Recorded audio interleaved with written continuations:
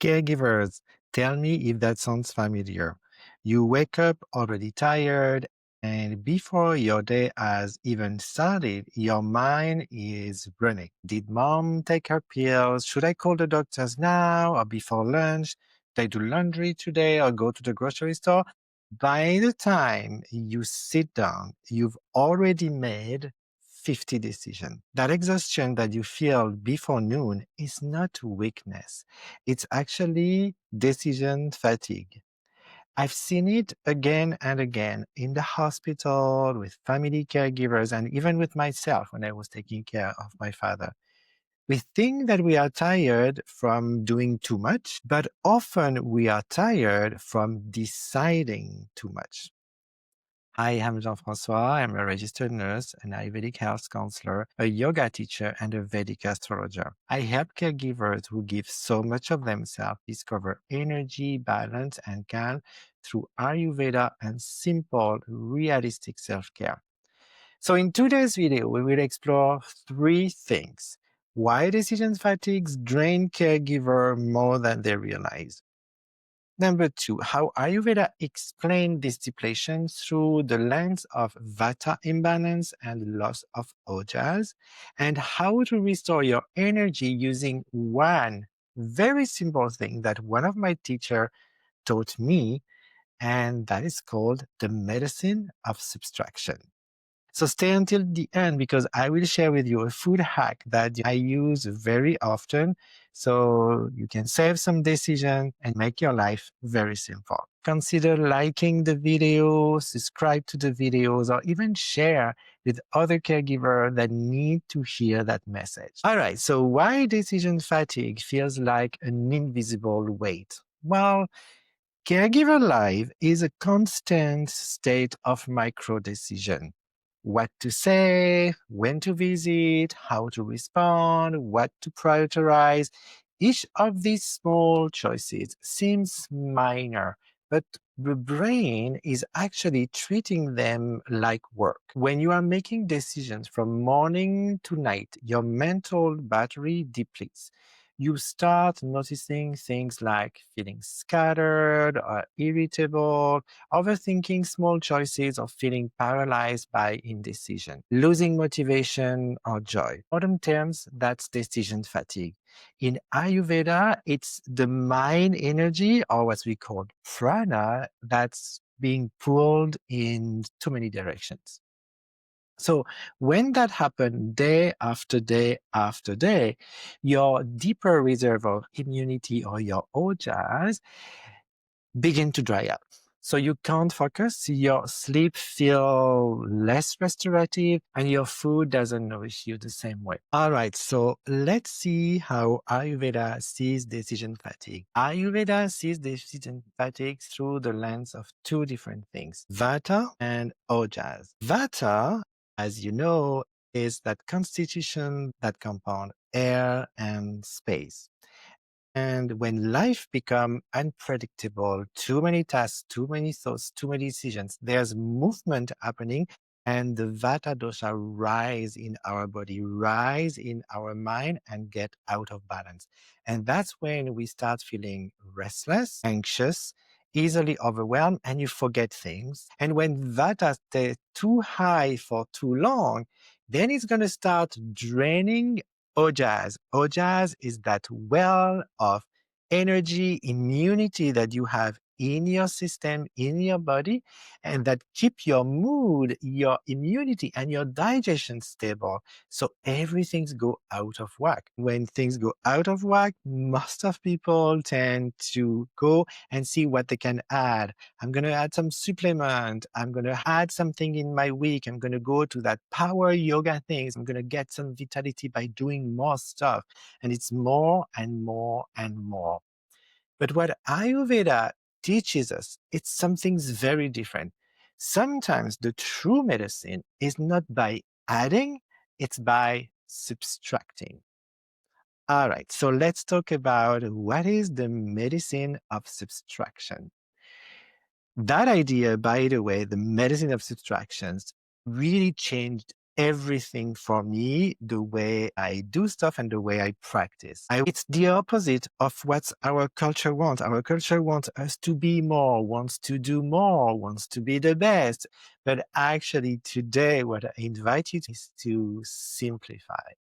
And when you simplify, you will see how healing happened in your system because you created some space to rest and to reorganize. So let's be practical in here and let's see in which area we could apply that medicine of subtraction. So let's start by simplifying decision. And because decision is not just about mental, it's also using your prana, using that vital force of energy that you have inside of you. Every time you ask yourself, what should I do? What should I wear? What should I eat?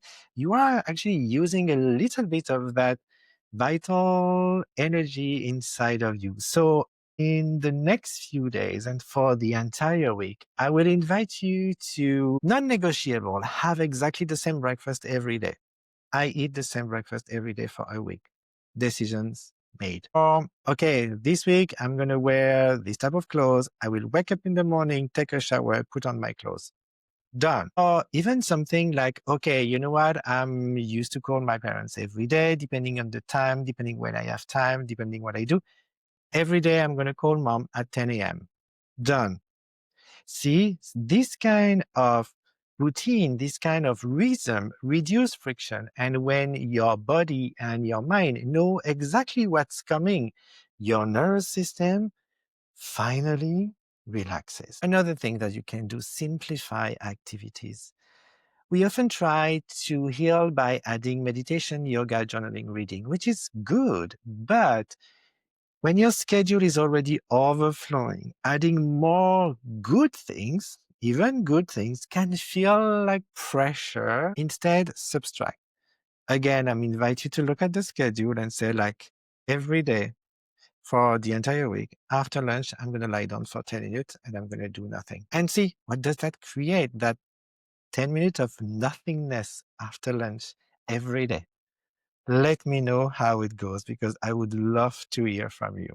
And the third thing is simplify food. When the mind is overstimulated, digestions weaken. So decision fatigue affect not only mental digestions, it will also affect your physical digestions.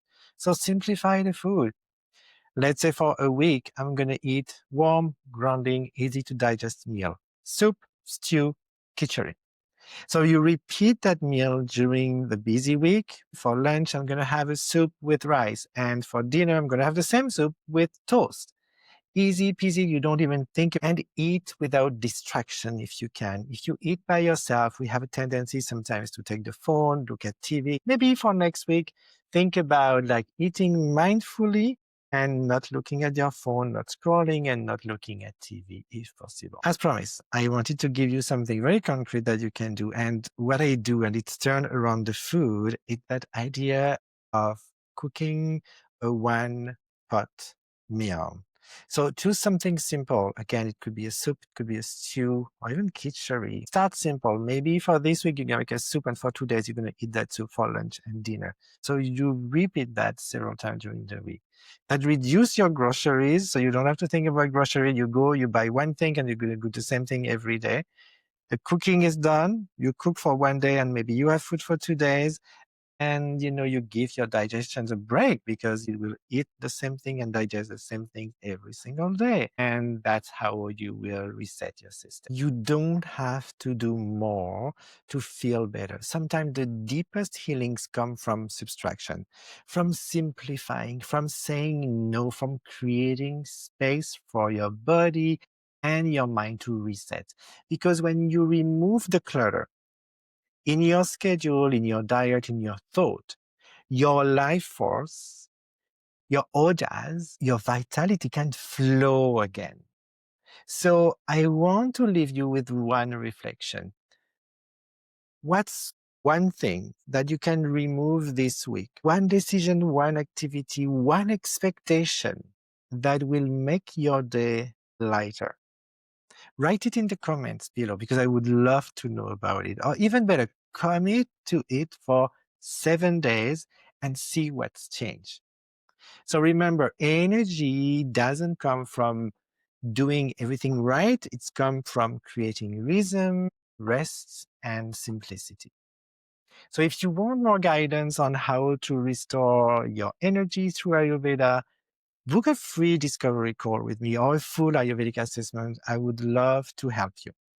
And if you found this helpful, again, like the video, subscribe to have more videos coming your way every week, and share it with people who need to have that message. I'm grateful to have you, and I'm looking forward to talk to you in the next video.